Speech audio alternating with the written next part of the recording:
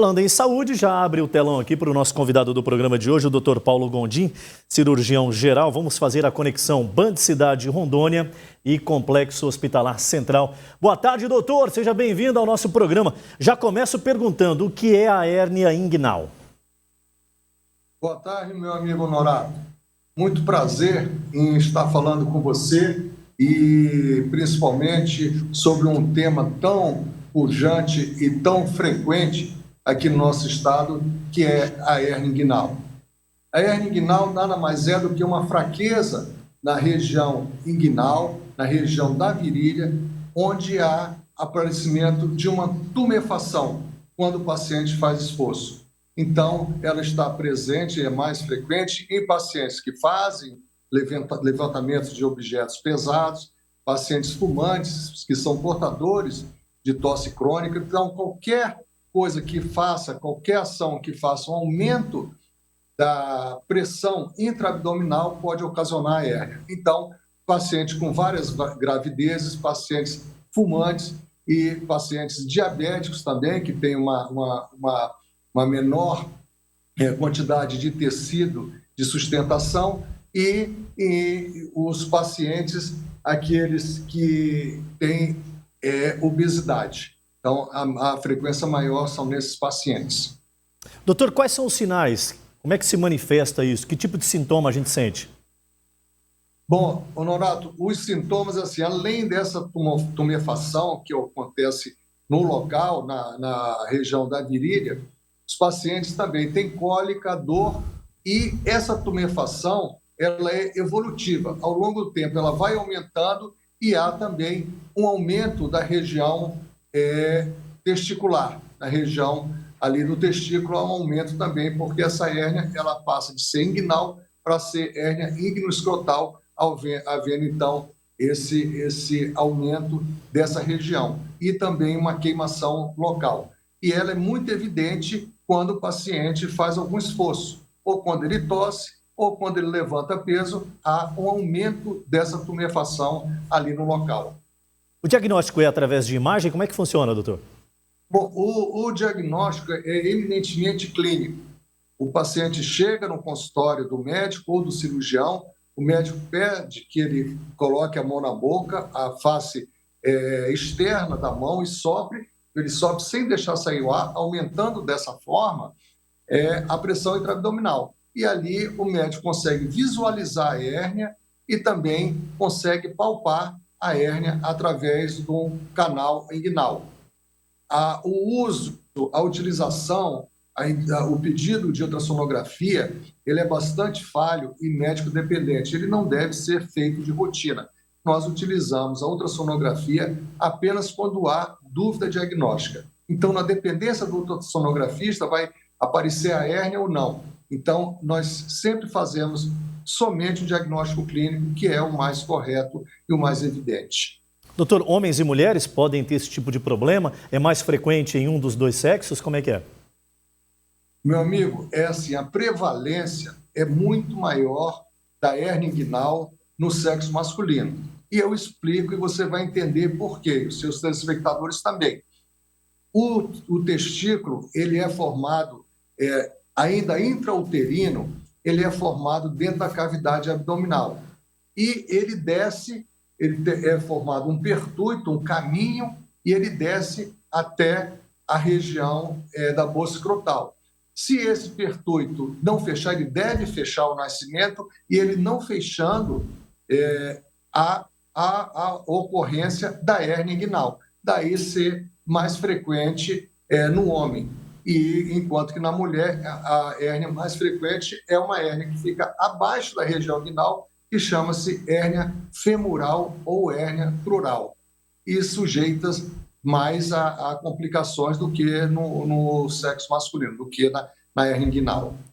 Conversando aqui com o Dr. Paulo Gondim, ele é cirurgião geral, ele está lá no Complexo Hospitalar Central, que é um dos grandes parceiros aqui da TV Meridional. Eu estendo um grande abraço a toda essa equipe maravilhosa que sempre nos atende muitíssimo bem.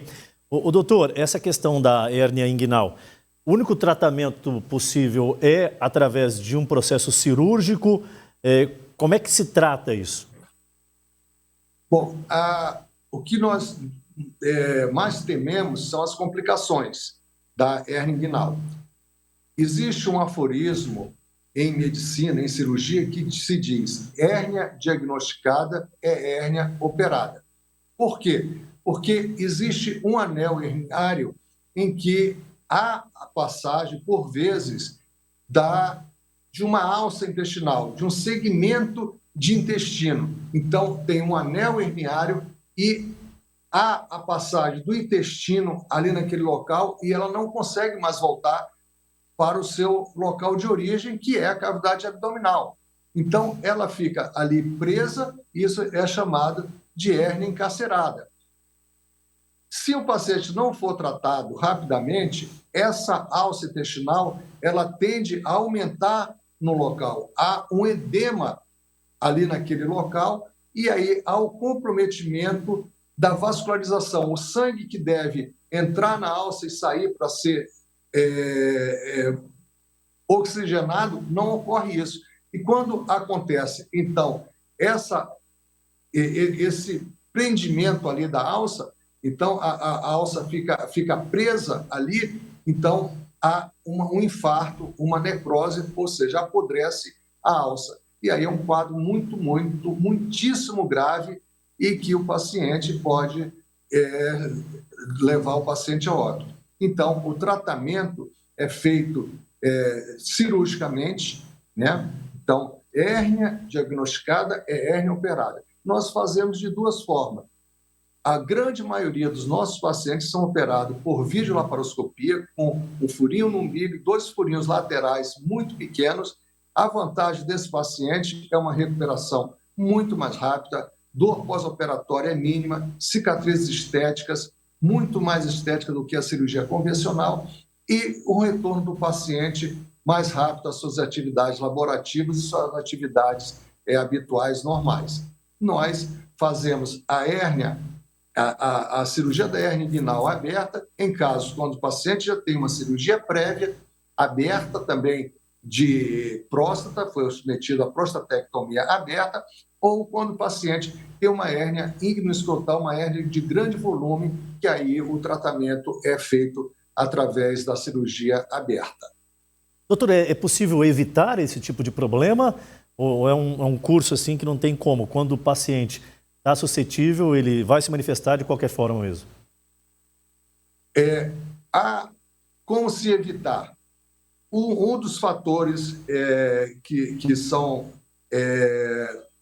que ocorre na hérnia é por causa de obesidade, fatores causais, obesidade, tabagismo e diabetes. Então, o paciente tem que evitar esse tipo de coisa. Levantar pesos com peso elevado, as coisas com peso elevado, evitar tabagismo, quer dizer, o tabagismo não deve ser fumado nunca, jamais, e evitar a obesidade. E assim, uma outra coisa que eu quero deixar aqui para os seus telespectadores é o uso de fundas. As fundas foram usadas no passado para aqueles pacientes que tinham medo de operar hérnia, e aqueles pacientes que evitavam a qualquer custo, por medo da cirurgia, medo da anestesia. Hoje está totalmente proscrita, porque as fundas elas podem fazer a complicação da hérnia, elas podem doutor, o que é fundas, doutor? A hérnia. E mais, doutor, o senhor me ouve? Esses pacientes não podem jamais usar as fundas porque a complicação e a dificuldade, há uma dificuldade técnica durante o procedimento cirúrgico. Doutor, só para ficar bem claro, o que são as fundas? As fundas são os elementos, de forma triangular, que se aperta no local da hérnia com umas cintas, apertando, comprimindo a hérnia. Então, essas fundas seriam para evitar que a hérnia saísse e estrangulasse. Mas o que elas fazem, na verdade, é uma inflamação local. E nós temos pontos necessários para você fixar a tela. Todas as cirurgias de adultos, nós utilizamos uma tela com material especial que chama-se tela de polipropileno. esse material aumenta a força têncil da parede abdominal, que é o que o paciente precisa.